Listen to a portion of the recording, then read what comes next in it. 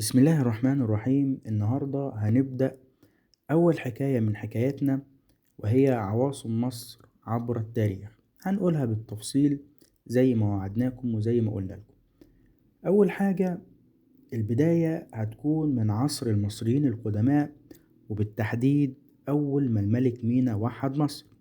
وتوحيد مصر يقصد به توحيد مملكة الشمال ومملكة الجنوب. وبعد توحيدهم الملك مينا أسس عاصمة جديدة قرب 100 رهينة في الجيزة حاليا، وسماها منف أو منفيس، ومعناها الجدار الأبيض لأن سورها كان باللون الأبيض، أو من كلمة من نيفر بمعنى الثابت الجميل. طيب ليه الملك مينا اختار المكان ده بالتحديد؟ الملك مينا اختار المكان ده بالذات لأنه كان وسط الطرق الرئيسية، علشان كده استمرت منف مركزا لتحرك الجيوش المصرية في الفترة بتاعة الملك مينا حتى بعد ما تم نقل العاصمة منها. وده بيوضح لك أهمية منف في تلك الفترة والفترة اللي بعديها. أما تاني عاصمة لمصر هي طيبة، اللي هي الأقصر حاليا. أكتر عاصمة لمصر القديمة فضل منها آثار عظيمة حتى يومنا هذا، ولسه بنكتشفها ولسه هنكتشف. طيب، طيبة بدأ دورها كعاصمة لمصر في عهد الأسرة 11، وفضلت العواصم تتغير وتتبدل بعدها أكتر من مرة لحد ما الهكسوس احتلوا مصر وأقاموا عاصمتهم أواريس قرب فقوس في الشرقية حاليا.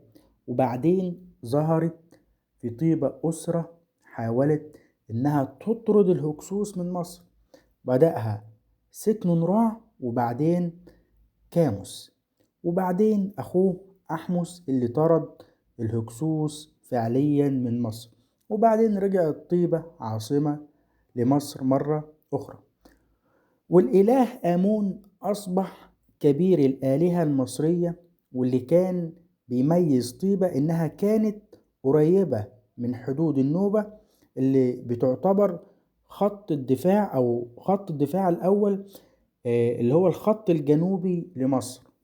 وبعدين جه الملك أخناتون ومنع عبادة الآلهة القديمة، وفرض على الشعب عبادة الإله آتون، وراح جاي نقل العاصمة من طيبة إلى إختاتون اللي معناها أفق آتون، ودي موجودة حاليا في تل العمارنة بين المنيا وأسيوط.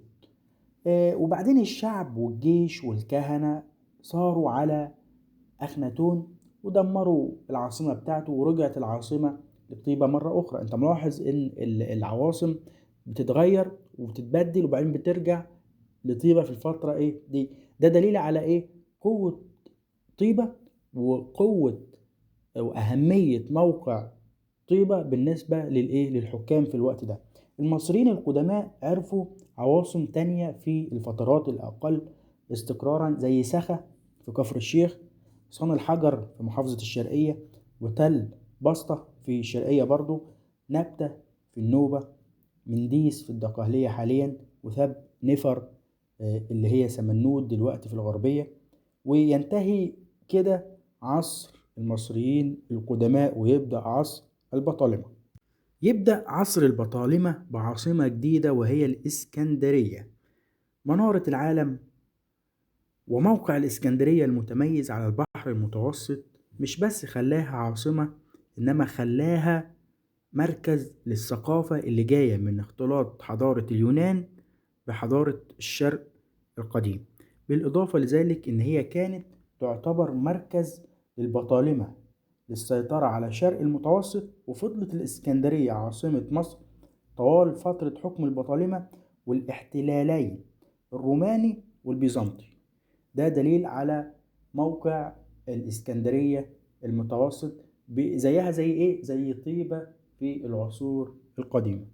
بعد كده فتح المسلمين العرب مصر سنة 741 ميلاديا بقيادة سيدنا عمر بن العاص. وسيدنا عمر بن العاص كان معجب بالإسكندرية وكان نفسه يخليها عاصمة زي ما هي، لكن أوامر الخليفة سيدنا عمر بن الخطاب كانت واضحة لجميع الولاة بتوعه في الدولة الإسلامية أو الدول المسلمين فتحوها، إن ما يكونش في أي عوائق مائية بين الدولة اللي تم فتحها وبين المدينة اللي كان بيحكم منها سيدنا عمر بن الخطاب. وطبعا لأن الدلتا كانت بتغرق في موسم الفيضان وبيغرق معاها الطريق البري، قرر سيدنا عمرو بن العاص إن هو يؤسس عاصمة جديدة شرق النيل وهي الفسطاط. والفسطاط يعني الخيمة، وتحديدا خيمة سيدنا عمرو بن العاص. سيدنا عمرو بن العاص كان معجب بالإسكندرية جدا، لأن كان نزل مصر في فترة من الفترات وكان حصلت معاه قصة طريفة هنبقى نحكيها في وقت تاني. نرجع تاني للفسطاط. فضلت الفسطاط العاصمة طوال العصرين الراشدي والأموي. يعني الفسطاط كانت العاصمة لمصر خلال العصر الراشدي والعصر الأموي، وبعدين جه العصر العباسي، ومع أول والي عباسي نقل مركز إدارته لشرق الفسطاط. ولأن المكان ده اللي هو شرق الفسطاط كان بيتجمع فيه الجنود، الناس سموه العسكر.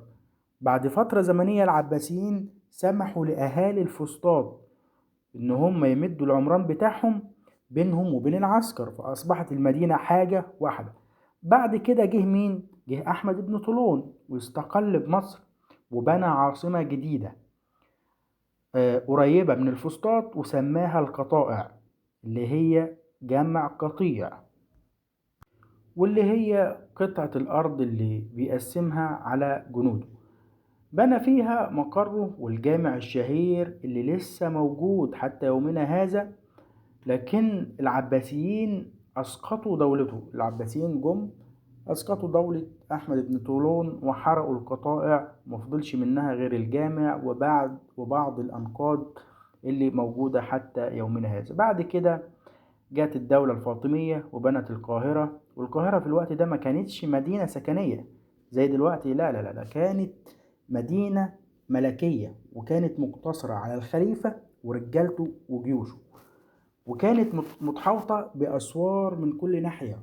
وانت لو رحت مصر القديمة هتشوف، أو القاهرة هتلاقي بوابات داخلة من الصحراء وبوابات خارجة وبوابات خروج وبوابات دخول وهكذا.